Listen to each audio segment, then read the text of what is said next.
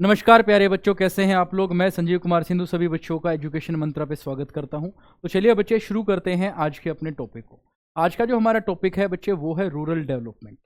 ठीक है, rural development का मतलब क्या है कि रूरल एरिया, ग्रामीण क्षेत्र का विकास करना। और ग्रामीण क्षेत्र के विकास करने के लिए सिर्फ 4 ही चीज़ें ऐसी हैं, 4 ही ऐसी प्रॉब्लम है जिनके ऊपर अगर हमने वर्क कर लिया तो पूरे रूरल एरिया का डेवलपमेंट हो जाएगा। ये बात आ रही है बच्चे समझ में। तो देखो, रूरल डेवलपमेंट में बेसिकली सिर्फ 4 चीज हैं। वो पहला रूरल क्रेडिट, दूसरा हमारे पास एग्रीकल्चर मार्केटिंग, तीसरा ऑर्गेनिक फार्मिंग और चौथा एग्रीकल्चर डाइवर्सिफिकेशन। अगर आपने ये 4 काम कर लिए तो रूरल एरिया की आप डेवलपमेंट बड़े आराम से कर लोगे। ये बात आई समझ में। रूरल एरिया क्या होता है? ग्रामीण क्षेत्र को, गांव वाले क्षेत्र को रूरल एरिया बोलते हैं, जहां फैसिलिटी कम होती है, इंफ्रास्ट्रक्चर की फैसिलिटी कम होती है, ऑक्यूपेशनल स्ट्रक्चर बेसिकली एग्रीकल्चर होता है, तो उसे हम क्या बोलते हैं बच्चे? Rural area. ठीक है, अब इस पूरे चैप्टर का एक बार एक फ्लो चार्ट से हम इसको समझते हैं, फिर डिटेल से इस चीज को कवर करें। तो सबसे पहले अगर बात करें तो रूरल एरिया के कुछ चैलेंजेस हैं। सबसे पहले लिंगरिंग चैलेंजेस। लिंगरिंग चैलेंजेस कौन से होते हैं? लटकी हुई चुनौतियां, वो चुनौतियां जो बाबा आदम के जमाने से चल रही हैं, आज तक उन समस्याओं का कोई भी समाधान नहीं हुआ है, जिसके अंदर agriculture marketing, rural credit, organic farming जैसी चीजें आती हैं। तो सबसे पहले क्रेडिट देखो बच्चे, क्रेडिट कितने टाइप का होता है? क्रेडिट जो है बच्चे on the basis of time, ठीक है, on the basis of time होता है 3 तरीके का। कितने तरीके का? 3 तरीके का। Short term, medium term, long term. Short term वो क्रेडिट होता है जो 1 से सवा साल तक, सवा साल मतलब 15 महीने तक, ठीक है, 1 साल से यानी 12 महीने से 15 महीने तक के बीच का जो लोन होता है उसे हम क्या बोलते हैं? शॉर्ट टर्म लोन, 12 से 15 महीने तक। ठीक है, मीडियम टर्म कौन सा लोन होता है बच्चे? जो 1 साल से 5 साल के बीच के लिए प्रोवाइड किए जाने वाले लोन को क्या बोलते हैं? Medium term. और लॉन्ग टर्म लोन कौन सा होता है? लॉन्ग टर्म जो क्रेडिट होता है वो कौन सा होता है? जो 5 साल से 20 साल तक का जो क्रेडिट होता है, लोन होता है, उसे क्या बोलते हैं? Long term. तो सिंपल सी बात है, शॉर्ट टर्म 15 महीने तक, ठीक है, 10 मतलब ये मान के चलो 1 महीने से 15 महीने के बीच का शॉर्ट टर्म। मीडियम टर्म अपना 1 साल से 5 साल के बीच में, और लॉन्ग टर्म जो है 5 साल से 20 साल। उसके बाद बात करते हैं बच्चे सोर्स ऑफ क्रेडिट। क्रेडिट के सोर्स क्या है बच्चे? क्रेडिट के 2 ही सोर्स हैं, यानी कहां से लोन उपलब्ध कराया जा सकता है? लोन उपलब्ध कराया जा सकता है एक नॉन इंस्टीट्यूशनल सोर्स से और दूसरा इंस्टीट्यूशनल सोर्स से, संस्थागत स्रोत और गैर संस्थागत स्रोत। अब पहले जो गैर संस्थागत स्रोत थे वो कौन से थे बच्चे? जरा देखते हैं उन्हें। सबसे पहले आप किस किस से लोन ले सकते हो? ग्रामीण क्षेत्र में वो लोन ले किस किस से सकते हैं? सबसे पहले अपने दोस्तों से, रिश्तेदारों से, रिलेटिव से, अड़ोसी पड़ोसियों से, यहां से लोन ले सकते हैं। इसके अलावा money lenders, village traders, mahajans, ठीक है, जो कि लोकल लेंडर होते हैं, जिसमें सबसे बड़ी प्रॉब्लम एक ही होती थी कि वो हाई इंटरेस्ट रेट पे लोन देते थे, और दूसरी बात वो सिर्फ और सिर्फ शॉर्ट टर्म लोन ही प्रोवाइड कराते थे, मीडियम टर्म और लॉन्ग टर्म लोन उपलब्ध नहीं थे, और दूसरी चीज very high rate of interest था। ठीक है भाई, बात करते हैं अभी इंस्टीट्यूशनल सोर्स की। इंस्टीट्यूशनल सोर्स वो सोर्स होते हैं जो किसी ना किसी रूल एंड रेगुलेशन से चलते हैं, जैसे बैंक हो गए, ठीक है, जहां पर गवर्नमेंट के रूल एंड रेगुलेशन चलते हैं, लोन के रिगार्डिंग भी, ठीक है, उसको वसूलने के रिगार्डिंग भी। तो ऐसे स्रोत को क्या बोलते हैं? Institutional source. ठीक है भाई, जिसके अंदर बेसिकली 5 चीजें आती हैं। सबसे पहले कोऑपरेटिव क्रेडिट सोसाइटीज, जो आपने सोसाइटी का नाम सुना होगा, कुछ लोग मिलकर एक सोसाइटी बना लेते हैं, कोऑपरेटिव सोसाइटी उनको बोलते हैं, और एक दूसरे की हेल्प करते हैं। ठीक है, खासकर रूरल एरिया में ऐसी सोसाइटी बनाई जाती है, और ये एनकरेज करती है लोग ज़्यादा से ज़्यादा सेविंग करें, अपना पैसा जमा कराएं, और जिनको जरूरत हो वो यहाँ से लोन ले सकते हैं। इसके अलावा RRBs and land development bank, दूसरा जो सोर्स ये था। तीसरा सोर्स हमारे पास SBI, State Bank of India, 1955 में इसको इनकॉर्पोरेट किया था। इसके अलावा सेल्फ हेल्प ग्रुप, कुदुमश्री, ठीक है, और तनवा, ये 2 टाइप के हमारे पास क्या है बच्चे? सेल्फ हेल्प ग्रुप, जो कई बार एग्जाम में आ जाते हैं, तो इन पर डिटेल से आप लोगों को पढ़ लेना है। सेल्फ हेल्प ग्रुप एक ऐसे ग्रुप्स जो सेल्फ हेल्प के लिए बनाए जाते हैं, यानी खुद कुछ लोग मिलकर क्या करते हैं, एक दूसरे की हेल्प करते हैं, मदद करते हैं, तो ऐसे ग्रुप को सेल्फ हेल्प ग्रुप बोलते हैं। ठीक है, लास्ट एक नाबार्ड, 1982 में नाबार्ड को सेटअप करा था। ठीक है, जिसकी फुल फॉर्म कई बार एग्जाम में पूछी जाती है, national bank for agriculture and rural development. इतनी बात आई बच्चे समझ में। ठीक है, ये भी हो गया। लिंगरिंग चैलेंजेस कौन से होते हैं बच्चे? लिंगरिंग जो लटकते हुए चैलेंजेस हैं, एक होते हैं एमर्जिंग चैलेंजेस जो अभी नए नए चैलेंज आए, जिसके अंदर एक आपके पास आता है एग्रीकल्चर डाइवर्सिफिकेशन और दूसरा ऑर्गेनिक फार्मिंग। उसके बाद आगे देखते हैं बच्चे, अब इस चैप्टर को थोड़ा सा डिटेल से हम कवर करना शुरू करेंगे। तो शुरू करते हैं बच्चे पहले टॉपिक से। ठीक है भाई,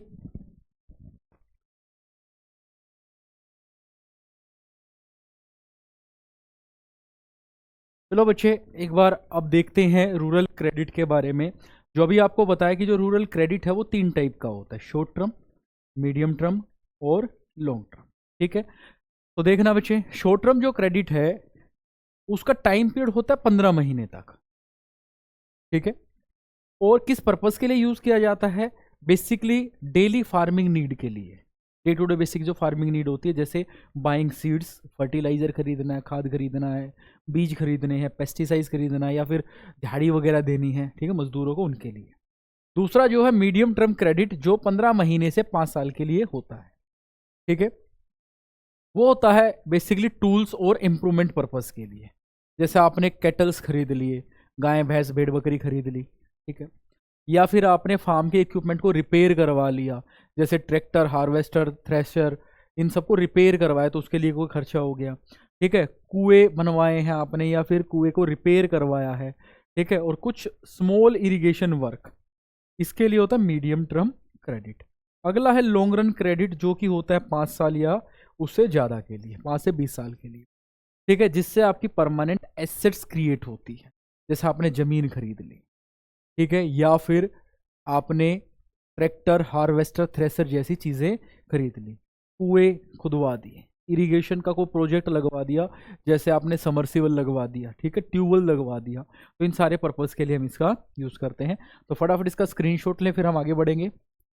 हो गया बच्चे, चलो आगे बढ़ते हैं। अगला है रूरल क्रेडिट के सोर्स। बच्चे 2 ही सोर्स होते हैं, पहला सोर्स है इंस्टीट्यूशनल सोर्स, दूसरा है नॉन इंस्टीट्यूशनल सोर्स। जो इंस्टीट्यूशनल है वो फॉर्मल सोर्स होता है, बेसिकली रेगुलेट होता है गवर्नमेंट के द्वारा या किसी सिस्टम के द्वारा, और नॉन इंस्टीट्यूशनल सोर्स है वो इनफॉर्मल और इनरेगुलेटेड होता है। इतनी बात आ गई भी समझ में? चलो अब बढ़ते हैं थोड़ा सा आगे। नेक्स्ट, अब यहाँ देखो दोनों को सेग्रीगेट करते हैं, इंस्टीट्यूशनल नॉन इंस्टीट्यूशनल के बारे में। जो इंस्टीट्यूशनल होते हैं बेसिकली 5 कैटेगरी में उनको डिवाइड किया जाता है, यहाँ से एग्जाम में सवाल आता है, इनके बारे में आपको डिटेल से पढ़ लेना है। ठीक है, क्योंकि हर एक पॉइंट और इसके बारे में 4 से 5 बातें आपको पता होनी चाहिए। आप देखो नॉन इंस्टीट्यूशनल सोर्स में क्या क्या होते हैं, जैसे money lenders, trader and commission agents, relative friends और लैंडलॉर्ड्स। ये 4 होते हैं नॉन इंस्टीट्यूशनल सोर्स, जो कि अनऑर्गेनाइज्ड होते हैं। रेट ऑफ इंटरेस्ट ये ज़्यादा लेते हैं, ठीक है, या तो फ्री होता है, रेट ऑफ इंटरेस्ट ज़्यादा होते हैं, और सिर्फ शॉर्ट टर्म लोन ही प्रोवाइड कराए जाते हैं। इंस्टीट्यूशनल सोर्स में कमर्शियल बैंक, खासकर SBI 1965 में इनकॉर्पोरेट हुआ, कोऑपरेटिव बैंक्स या cooperative societies, RRBs regional rural banks या लैंड डेवलपमेंट बैंक, गवर्नमेंट और सेल्फ हेल्प ग्रुप, और एक और लिख सकते हो नाबार्ड। क्या लिख सकते हैं? NABARD, national bank for agriculture and rural development. ये बात आ गई समझ में? तो ये इंस्टीट्यूशनल और नॉन इंस्टीट्यूशनल सोर्स है। फटाफट एक बार स्क्रीनशॉट लें। चलो अब बढ़ते हैं थोड़ा सा आगे, अब एक एक करके इनको डिसाइड करते हैं। तो सबसे पहला जो है इसके अंदर कमर्शियल बैंक्स। ठीक है, अब रूरल क्रेडिट की नीड को पूरा करने के लिए कमर्शियल बैंक को इनकॉर्पोरेट किया, इनकी स्थापना की गई। बेसिकली इनके ऊपर RBI के रेगुलेशन अप्लाई होते हैं, कब लोन देना है, कब लोन नहीं देना है, क्या इंटरेस्ट रेट होगा, तो ये सारी की सारी चीज़ें RBI के रूल एंड रेगुलेशन के अकॉर्डिंग ही फॉलो की जाती है। दूसरा, लोन का टाइप, कमर्शियल बैंक जो है 3 टाइप के लोन प्रोवाइड कराता है, शॉर्ट टर्म, मीडियम टर्म और लॉन्ग टर्म। यानी शॉर्ट टर्म भी जो कि नॉन इंस्टीट्यूशनल सोर्स भी करवाते थे, मीडियम टर्म भी और लॉन्ग टर्म भी, ठीक है। और आपको पता चल चुका है कि किस किस टाइम पीरियड के लिए होता है। 15 महीने तक शॉर्ट टर्म, 15 महीने से 5 साल तक का मीडियम टर्म, 5 साल से ज़्यादा का लॉन्ग टर्म। उसके बाद जो इंटरेस्ट रेट है वो सुटेबल इंटरेस्ट रेट होती हैं, थोड़ी कम इंटरेस्ट रेट होती हैं, ठीक है, ताकि फार्मर्स उसको इजीली पे कर सके। और जो मेजर सोर्स है रूरल क्रेडिट का वो यही है। जो बैंक है, जो कमर्शियल बैंक है, वो मेजर सोर्स है रूरल क्रेडिट के। समझ में आई बात? तो उम्मीद है ये आपको कमर्शियल बैंक समझ में आ गया होगा, ठीक है। Commercial bank. आगे बढ़ते हैं, अगला है कोऑपरेटिव बैंक्स या कोऑपरेटिव क्रेडिट सोसाइटीज, ठीक है। अब इनके बारे में देखते हैं। तो कुछ छोटी छोटी चीज़ें बताई हैं। सबसे पहले इनका मेन जो प्रिंसिपल है वो क्या होता है? कोऑपरेशन और म्यूचुअल हेल्प, एक दूसरे का सहयोग करना और एक दूसरे की हेल्प करना। अब ये कोऑपरेटिव सोसाइटीज या कोऑपरेटिव बैंक्स होते हैं, वो क्या होते हैं? ये ना कम्युनिटी को जोड़ते हैं, धीरे धीरे लोगों को, फ्रेंड्स को, फैमिलीज को, ठीक है, इस तरीके से जोड़ते हैं और वो लोगों को सेविंग करने के लिए प्रेरित करते हैं। वो लोग सेव करेंगे, अपने पैसे जोड़ेंगे उधर और उनसे उनको कुछ ना कुछ इंटरेस्ट मिलता है, ठीक है बच्चे। दूसरा, लोन का टाइप, तीनों ही टाइप का लोन मिलता है, शॉर्ट टर्म, मीडियम टर्म और लॉन्ग टर्म, ठीक है। लेकिन स्मॉल फॉर्मर को, सॉरी, इसके अंदर है ना सिर्फ और सिर्फ आपको शॉर्ट टर्म लोन मिलेगा, छोटे फार्मर्स के लिए और मार्जिनल फार्मर्स के लिए। इसमें मीडियम और लॉन्ग टर्म की फैसिलिटी अवेलेबल नहीं है, ठीक है। और इनके अपने कुछ रूल एंड रेगुलेशन होते हैं। पहले आपको ट्रायल बेसिस पे लोन देते हैं कि पहला लोन के लिए आपको 2 मेंबर्स के साइन करवाने होते हैं, इस तरीके की कुछ इसके अंदर चीज़ें होती हैं। दूसरा, इजी लोन प्रोसीजर होती है और लोकल प्रेजेंस होती है, यानी लोकल एरिया के कुछ लोग मिलकर ही ऐसी सोसाइटी को इनकॉर्पोरेट करते हैं, उन्हीं की प्रेजेंस में सारी चीज़ें उपलब्ध हो जाती हैं। कोई आपको हाई प्रोफाइल्स डॉक्यूमेंट की रिक्वायरमेंट नहीं होती। एग्जाम्पल की बात करें तो PACS, primary agriculture credit societies. तो ये सारी की सारी इंफॉर्मेशन थी किससे रिलेटेड? कोऑपरेटिव बैंक से रिलेटेड। आगे बढ़ते हैं बच्चे, अगला है रीजनल रूरल बैंक, RRB जिसको बोलते हैं। रीजनल रूरल बैंक का बेसिकली मतलब था, देखना है बच्चे, रीजनल रूरल बैंक्स, ठीक है। कुछ ऐसे बैंक, कुछ ऐसे रूरल एरियाज होते थे जो दूरस्थ क्षेत्र में थे, जहां पर कमर्शियल बैंक नहीं पहुंच पा रहे थे, कोई बैंक की ब्रांच भी नहीं थी आसपास, ठीक है। तो ऐसे स्थानों की डेवलपमेंट करने के लिए उस जगह पर RRBs, रीजनल रूरल बैंक की स्थापना की गई। इनका मेन पर्पस था बैकवर्ड एरिया को क्या करना? थोड़ा सा लोन प्रोवाइड कराना और क्रेडिट फैसिलिटी वहां पर प्रोवाइड कराना, इनका मेन मकसद ये था। इनकी टारगेटेड ऑडियंस जो थी वो बेसिकली स्मॉल फार्मर्स, आर्टिसंस कौन होते हैं?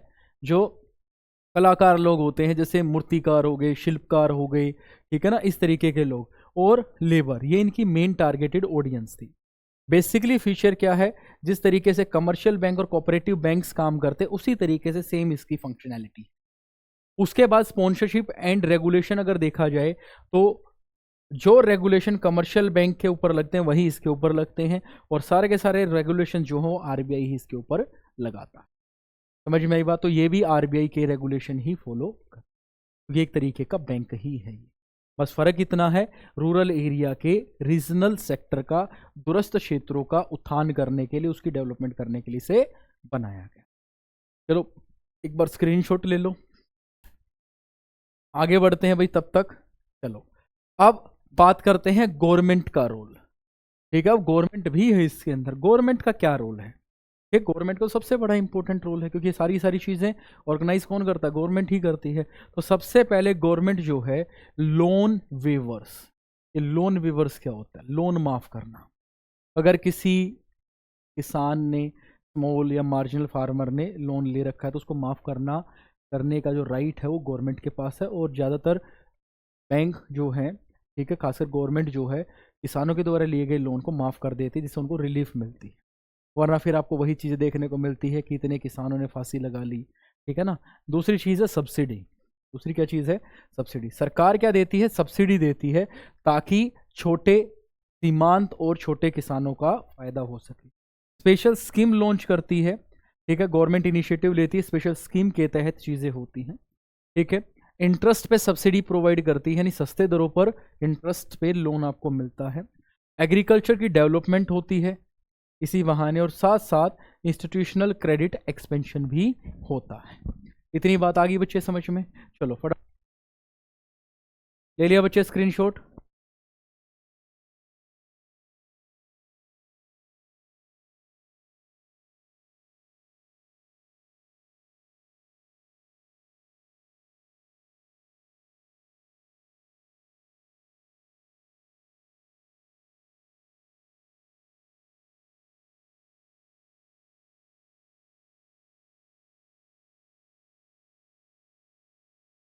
चलो भाई अब बढ़ते हैं आगे, आवाज आ रही है आप लोगों को? ठीक है, अब बच्चे आगे देखते हैं।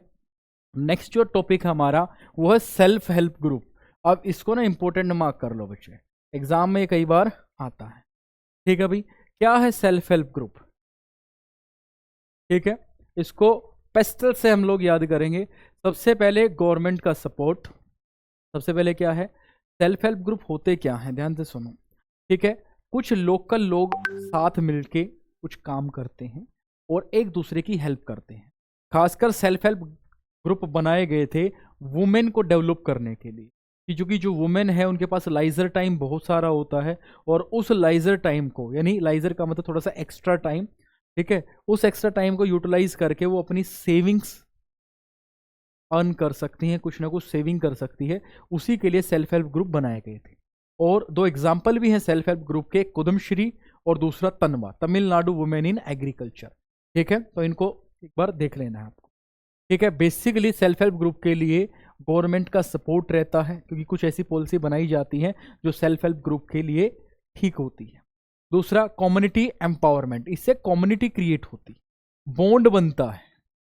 ठीक है, तीसरी चीज सस्टेनेबल प्रैक्टिसेस, ऐसी प्रैक्टिस की जाती है जो कि इकोनॉमिक फ्रेंडली हो, इको फ्रेंडली हो। आगे देखते हैं, नेक्स्ट है आपके पास financial inclusion. Government financial help provide कराती है।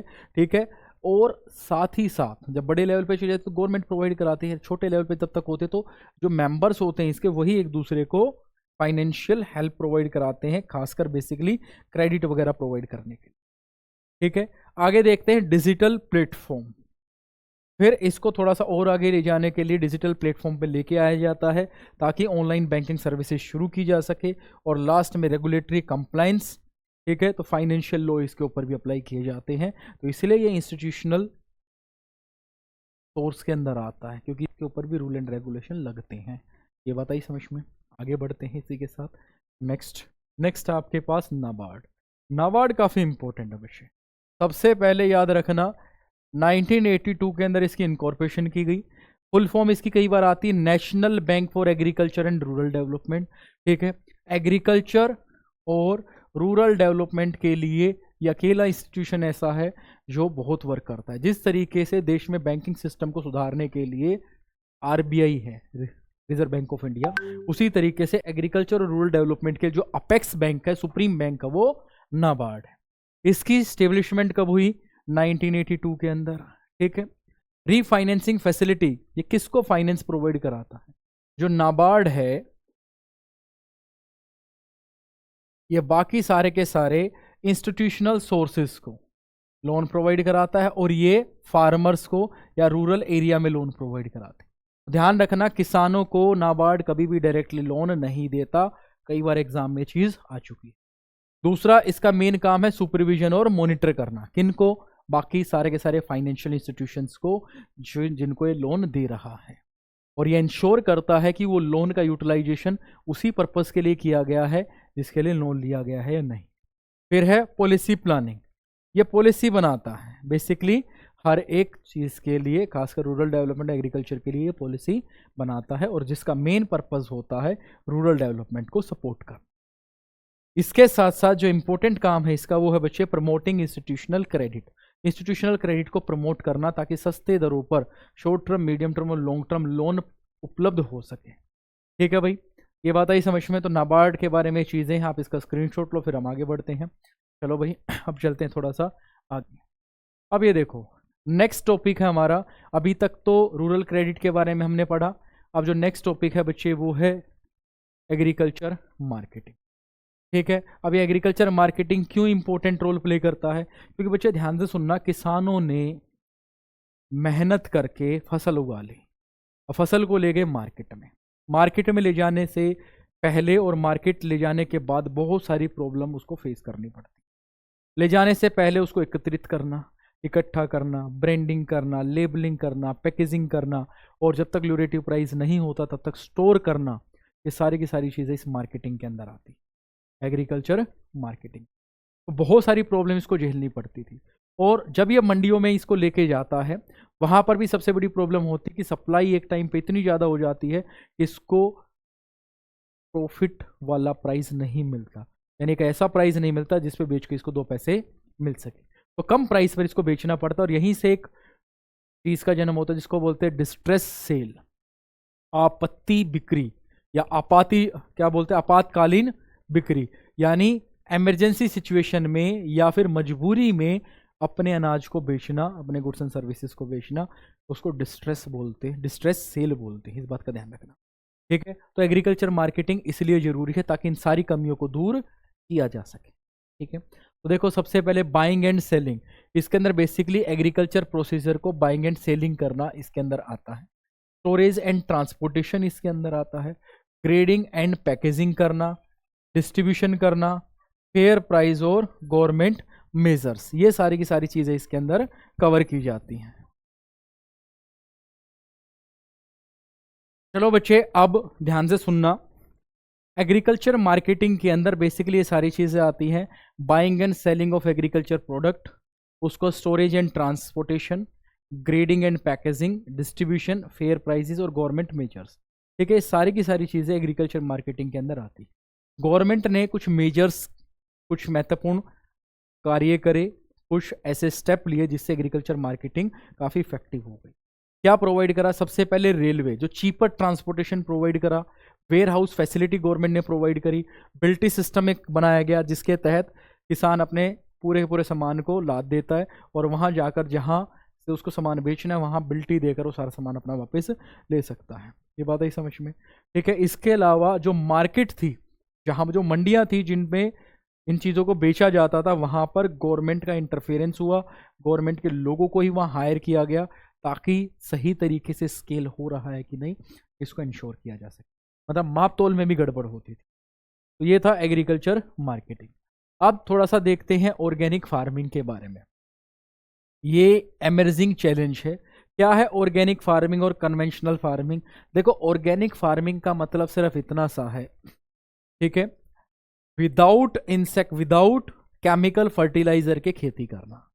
केमिकल फर्टिलाइजर का यूज नहीं करना है, हरी खाद और गोबर की खाद का प्रयोग करते हुए अपने प्रोडक्ट को उगाना है। इस तरीके की खेती को हम क्या बोलते हैं? क्या नाम है? ऑर्गेनिक फार्मिंग, और इसी से सस्टेनेबल डेवलपमेंट होती है। तो इसके अंदर क्या क्या चीजें हैं जरा देख लेते हैं। इसमें केमिकल फर्टिलाइजर का यूज हम नहीं करते, जहां कन्वेंशनल फार्मिंग के अंदर हम इसका यूज कर रहे होते हैं, ठीक है। इससे सोयल फर्टिलिटी मेंटेन होती है और यहां सोयल फर्टिलिटी डिग्रेड होती है। ऑर्गेनिक फार्मिंग के अंदर ये इन्वायरमेंटल फ्रेंडली है, ये पोल्यूशन क्रिएट कर रहा है, खासकर लैंड पोल्यूशन क्रिएट होता है इससे। Organic farming safe food production होता है और हेल्दी और टेस्टी फूड होता है। यहाँ केमिकल फ्री फूड नहीं होता, केमिकल के साथ फूड होता है अवेलेबल। लॉन्ग टर्म सस्टेनेबिलिटी है, यहाँ शॉर्ट टर्म कॉस्ट कम है लेकिन लॉन्ग टर्म आपको खामियाजा ज्यादा भुगतना पड़ेगा। ऑर्गेनिक जो मार्केट है उसके प्राइस थोड़े हाई होते हैं, कन्वेंशनल क्रॉप जो उसके प्राइस लो होते हैं, और बेसिकली यही रीजन है कि लोग ऑर्गेनिक प्रोडक्ट की जगह ये वाले प्रोडक्ट का यूज करते हैं, क्योंकि हमारे देश के अंदर, भारतवर्ष के अंदर, इंडिया के अंदर लोगों की इनकम बहुत कम है, पर पर्सन इनकम बहुत कम है और उनके ऊपर डिपेंडेंट होने वाले लोग बहुत ज़्यादा हैं, इसलिए उनको पैसा ज़्यादा चाहिए, ठीक है। और वो सस्ता सामान खरीद कर ही अपने घर का, परिवार का गुजारा बरसा करते हैं, ठीक है भाई। समझ में आया ऑर्गेनिक फार्मिंग, ठीक है। अब कई बार एग्जाम में सवाल आता है ऑर्गेनिक फार्मिंग के क्या फ़ायदे हैं, क्या नुकसान है, क्या प्रॉन्स एंड कॉन्स है, वो जरा देख लेते हैं। प्रॉन्स मतलब इसके बेनिफिट: हेल्थ, सोइल हेल्थ अच्छी रहती है, इन्वायरमेंट फ्रेंडली है, हेल्दी फूड प्रोवाइड करता है, इससे कॉस्ट रिड्यूस होती है। इसकी कॉस्ट, खासकर केमिकल फर्टिलाइजर की कॉस्ट, ठीक है। और एक चीज़ है, हाई प्राइस का आप प्रोडक्ट बेच सकते हो, फार्मर के लिए बेनिफिट है ये कि जो प्रोडक्ट वो हाई प्राइस के बिकेंगे उनको बेनिफिट होगा। अब कॉन्स क्या है? लोअर यील्ड, यील्ड का मतलब होता है रिटर्न, रिटर्न बहुत कम है। ज़्यादा लेबर की रिक्वायरमेंट होती है। यहाँ पर लेबर का मतलब खर्चा है, आपकी लेबर ज़्यादा लगेगी, आपकी टाइम एनर्जी ज़्यादा लगेगी। हाई कॉस्ट, इसकी कॉस्ट भी ज़्यादा आती है। लिमिटेड इनपुट्स, इनपुट बहुत कम है, यानी ऑर्गेनिक खेती करने वाले लोग भी बहुत कम हैं। और साथ में स्मॉल फार्मर चैलेंजेस, जो छोटे और मार्जिनल किसान हैं उनके सामने बहुत चैलेंज आते हैं, क्योंकि उनके पास इतने रिसोर्सेज अवेलेबल नहीं होते कि वो सारे की सारी ऑर्गेनिक फार्मिंग का खर्चा उठा सकें। तो एग्जाम में इस तरीके के सवाल जरूर आते हैं कि ऑर्गेनिक फार्मिंग क्या है, उनके प्रॉन्स एंड कॉन्स क्या। आगे बढ़ते हैं बच्चे, लास्ट टॉपिक है हमारे पास एग्रीकल्चर डाइवर्सिफिकेशन। आप ध्यान से सुनना। मान लेते हैं एक किसान है, उसने गेहूं उगाया, उसके पास 4 अलग अलग किले है या 4 एकड़ जमीन है। अब 4 एकड़ जमीन में उसने गेहूं उगाया, और हुआ क्या, गेहूं के अंदर एक तरीके से कीड़ा लग गया, तो चारों एकड़ के उसका जो अनाज है वो सारा क्या हो गया, वेस्ट। ठीक है, 4 एकड़ जमीन पे जो अनाज था क्या हो गया, वेस्ट। तो ये कहता है कि भी आपको किसान की इनकम को बढ़ाने के लिए कुछ काम करने पड़ेंगे। बेसिकली 2 काम करने पड़ेंगे। पहला तो अलाइड एक्टिविटी, और दूसरा जो काम करना पड़ेगा वो क्रॉप डाइवर्सिफिकेशन। क्या करना पड़ेगा, क्रॉप डाइवर्सिफिकेशन। अगर आपके पास 4 एकड़ जमीन है तो 4 एकड़ जमीन पे अलग अलग क्रॉप उगाओ। क्या करो, अलग अलग। एक पे गेहूं उगा दिया, एक पे आपने ज्वार उगा दी, ठीक है, एक पे आपने मक्का उगा दिया, एक पे शुगर केन उगा दिया। अगर कीड़ा काटा लगता हो सकता है एक ही फसल को नष्ट करे, बाकी 3 से आप इनकम कमा सकते हो। ये बात आ रही समझ में। 2 खराब हो जाएं तो बाकी 2 से कमा सकते हो, 3 खराब हो जाएं 4 से कमा सकते हो, चारों ही खराब हो गए तो फिर आपकी किस्मत ही खराब, फिर आपको भगवान भी नहीं बचा सकता। ठीक है ना। तो सबसे पहले तो क्रॉप डाइवर्सिफिकेशन करना है, इसका मतलब एक से ज़्यादा आपको फसलें उगानी है। ठीक है, दूसरा आपको शिफ्ट होना पड़ेगा हाई वैल्यू क्रॉप पे। इस पे हाई वैल्यू क्रॉप जिसको बेचकर आपको ज़्यादा से ज़्यादा पैसा मिले, जैसे wheat, vegetable, pulses, fruit, oil seeds, जिससे एक रिस्क कम होता है। तो सबसे पहला काम तो हमें क्या करना पड़ेगा, क्रॉप डाइवर्सिफिकेशन। ठीक है, इससे इसका लॉस कम हो जाएगा, लॉस बट जाएगा 4 हिस्सों में। दूसरा क्या है, अलाइड एक्टिविटीज। इसका मतलब साथ में कुछ ऐसे काम इसको करने होंगे जिससे एक्स्ट्रा इनकम आनी शुरू हो जाए। सबसे पहले डेयरी फार्मिंग, गाय भैंस भेड़ बकरियां पालना, खासकर गाय भैंस से डेयरी प्रोडक्ट यानी दूध उपलब्ध होता है, दूध बेच के पैसा कमाया जा सकता है।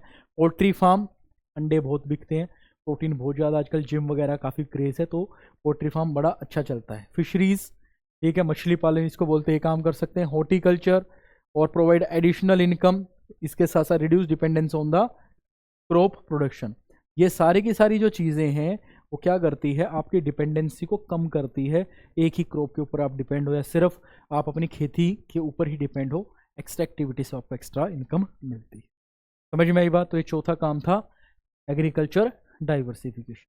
अब ये देखो, एग्रीकल्चर डाइवर्सिफिकेशन के कई बार बेनिफिट मिलते हैं। अब आप ही बताओ बच्चे, क्या फ़ायदा होगा। किसान की इनकम बढ़ेगी, रिस्क कम हो जाएगा, ठीक है, एक्स्ट्रा इनकम आएगी अगर दूसरी को साथ में एक्टिविटी करता है, ठीक है, और एनी टाइम उसके पास कैश रहेगा। क्योंकि कई बार क्या होता है, 6 महीने में एक फसल बन रही है या 3 से 4 महीने में, तब तक किसान के पास पैसा नहीं होता, उसको नेसेसरी लोन लेना पड़ता है। तो ऐसी सिचुएशन उसको लोन लेने की जरूरत नहीं पड़ेगी। तो देखो, एक तो डिपेंडेंसी कम होगी, लोन नहीं लेना पड़ेगा, रिसोर्स सस्टेनेबिलिटी रहेगी, ठीक है, उसके अपने पास रिसोर्स होंगे कि भाई मैं खेती से पैसा कमा रहा हूँ, मैं पशुपालन से पैसा कमा रहा हूँ, मैं डेयरी प्रोडक्ट से पैसा कमा रहा हूँ, पोल्ट्री से पैसा कमा रहा हूँ, तो उसके पास एक तरीके से पोर्टफोलियो बन जाएगा। एडिशनल इनकम जनरेट होगी इससे, रिस्क कम होगा क्योंकि 4 खेती करेगा, 4 एकड़ पे 4 अलग अलग क्रॉप उगाएगा, तो इसका रिस्क 4 गुना यानी 1/4 हो जाएगा। उसके बाद अलाइड एक्टिविटी, एक्स्ट्रा एक्टिविटी में इंगेज रहेगा, तो उससे भी एक्स्ट्रा इनकम जनरेट होगी। और क्रॉप डाइवर्सिफिकेशन करने से इसके रिस्क भी कम हो जाते। तो बेसिकली इसके सारे के सारे बेनिफिट्स हैं। ये बात आई समझ में। तो ये था बच्चे आज का सेशन। इस सेशन के अंदर बेसिकली हमने 4 चीज़ों पे बात करी। पहला, रूरल क्रेडिट कितने टाइप का होता है, क्या सोर्स होते हैं, इंस्टीट्यूशनल, नॉन इंस्टीट्यूशनल। इंस्टीट्यूशनल को अच्छे से कर लेना, अंदर की जो चीज़ें हैं उनको ध्यान से पढ़ लेना। तन्वा और कुतुबश्री के बारे में थोड़ा डिटेल से पढ़ लेना, जिसमें सेल्फ हेल्प ग्रुप मेन आता है, ठीक है। दूसरी चीज़ जो है वो हमने पढ़ी थी एग्रीकल्चर मार्केटिंग। एग्रीकल्चर मार्केटिंग में क्या क्या चीज़ें आती हैं और कुछ छोटे छोटे इसके अंदर पॉइंट आते हैं, वो आपको ध्यान रख लेने हैं। अगला हमने पढ़ा था ऑर्गेनिक फार्मिंग, इसको भी आपको अच्छे से कवर कर लेना है, ठीक है। और एक था एग्रीकल्चर डाइवर्सिफिकेशन, ठीक है। एग्रीकल्चर डाइवर्सिफिकेशन, इन चारों के ऊपर पूरा चैप्टर डिपेंड है, चारों अच्छे से आपने कवर कर लिए, देन चैप्टर फिनिश। तो ये थी बच्चे आज की क्लास। आज की क्लास में इतना ही, मिलेंगे अगली क्लास में। धन्यवाद।